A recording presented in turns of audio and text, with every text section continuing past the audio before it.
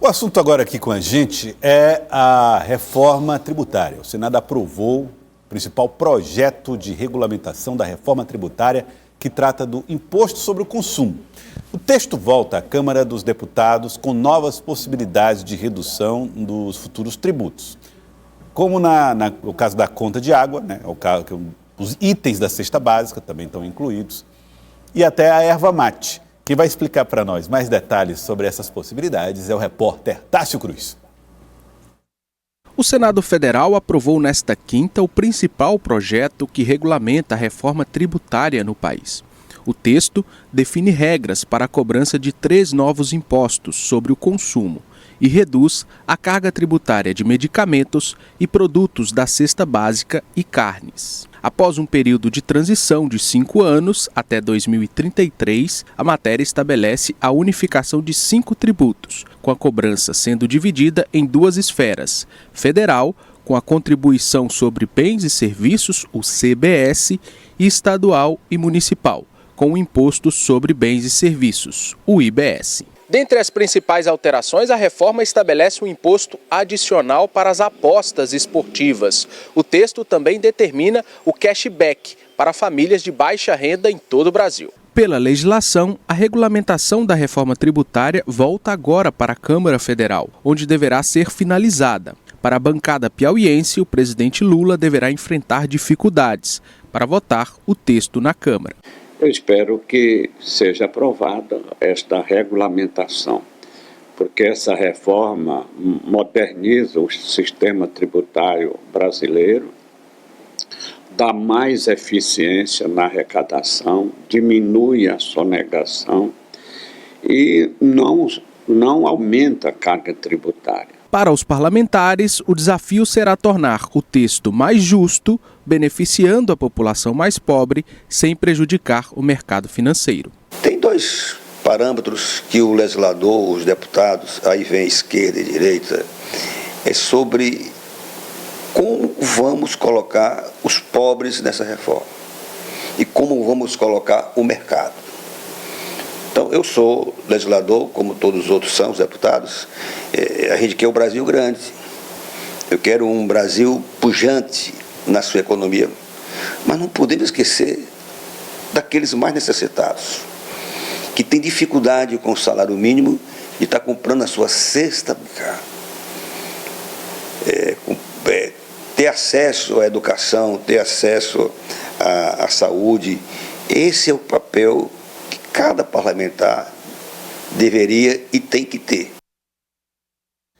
Reforma tributária acontecendo, discussão acontecendo em Brasília, na capital federal. E você viu aí a posição agora dos deputados, que vão discutir de novo essa mesma matéria. Lívia, é o assunto que mexe com o bolso do brasileiro. Diretamente, Gelson. Eu conversava ontem, inclusive, com o senador Marcelo Castro sobre essa situação, e ele é um grande defensor da reforma. Ele afirma que é um sistema que é confuso, que é difícil do consumidor e do brasileiro como um todo entender e que dificulta, inclusive, essa relação comercial no Brasil. Então, é interessante perceber que, mesmo com o tom econômico, sempre tem um fundo político e partidário dentre as discussões. Tem uma das partes do texto que é muito interessante de se perceber, que é o imposto do pecado, que seria um acréscimo que teria naqueles consumos do cigarro, das bebidas alcoólicas, também das armas e munições. Então já tem ali a bancada evangélica fazendo os seus pedidos, os seus requerimentos em relação a essa nova medida. Também tem a questão da alíquota do consumo, ou seja, essa taxação ela seria colocada onde aquele produto ele é consumido, não onde ele é produzido, o que já favorece a indústria. Então existe todo esse alinhamento político para que a economia possa ter essas modificações, já que tudo é muito interligado. Então, existe já essa manifestação positiva da Câmara, porque já tem um reflexo do Senado. Agora, só falta realmente ir para a promulgação federal, que terá os seus adiamentos por conta do estado de saúde do presidente Lula. Mas tudo indica que será aprovado com folga. Muito bem. Sabe, haverá mais dificuldades nessa discussão agora na Câmara dos Deputados, depois da aprovação do Senado, há ainda muitos desafios. Existe uma lista de projetos que o governo gostaria de aprovar e que andam aí meio atrasados, meio claudicantes esses dias. Meio atrasado foi meio... Não, é generosidade. Generosidade, generoso. Está bem atrasado, muito bem. E a reforma tributária entra nesse conjunto, né?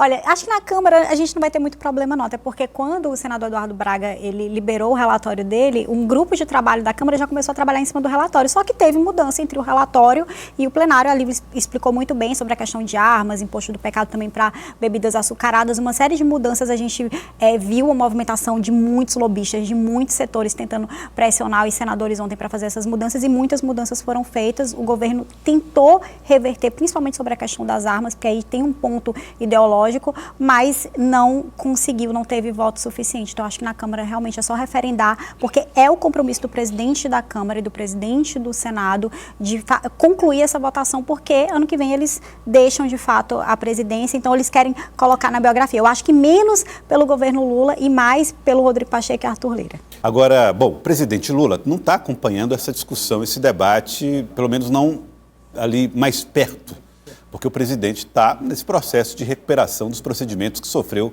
dos procedimentos cirúrgicos. O presidente Lula retirou um dreno intracraniano que havia colocado para controlar possíveis novos sangramentos nesse procedimento que ele realizou agora nessa semana. 2 procedimentos foram realizados, um deles em uma condição de urgência. Segundo um boletim médico que foi divulgado, o procedimento foi feito sem intercorrências e o chefe de Estado está lúcido, se alimentando bem e recebeu a visita, inclusive, de familiares, sabe, Barreto?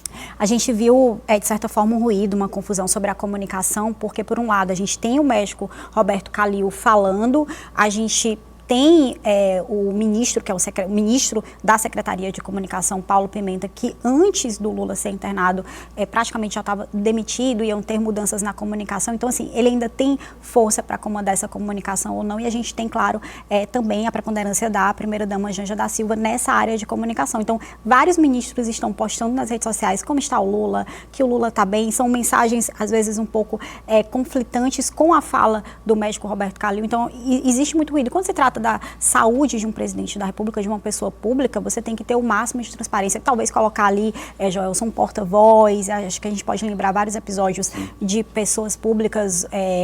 Então, Tancredo Neves acho que é o grande nome para a gente lembrar. E, de fato, agora está buscando trazer um pouco mais de transparência para o estado de saúde do presidente Lula, que, como a equipe médica do Hospital Sírio-Libanês em São Paulo afirma, está se recuperando tudo dentro do falado pelos médicos. A gente lembra de Tancredo Neves pelo desfecho infeliz, né, naquela oportunidade, mas outros presidentes passaram por situações complicadas e tiveram que estabelecer uma comunicação clara em relação aos seus estados de saúde. No caso de Dilma Rousseff, Elivaldo Barbosa, que fez aquele tratamento de câncer. O próprio Lula, né? O próprio Lula. Câncer na garganta. Com câncer na garganta. O Jair Bolsonaro naquela complicação enorme. Do pós-facada. Teve a facada na campanha, que já foi um transtorno enorme. Depois, as intercorrências, as cirurgias que que Bolsonaro já no exercício da presidência sofreu também e que revelou também momentos de instabilidade, preocupação e expectativa em relação à saúde do presidente da época. O Bolsonaro já expunha até demais, né? Ele mostrava, tirava foto, fazendo procedimento médico, era bem diferente. Aí as questões que envolvem aí a comunicação dos presidentes, inclusive, sempre com muita transparência e necessidade.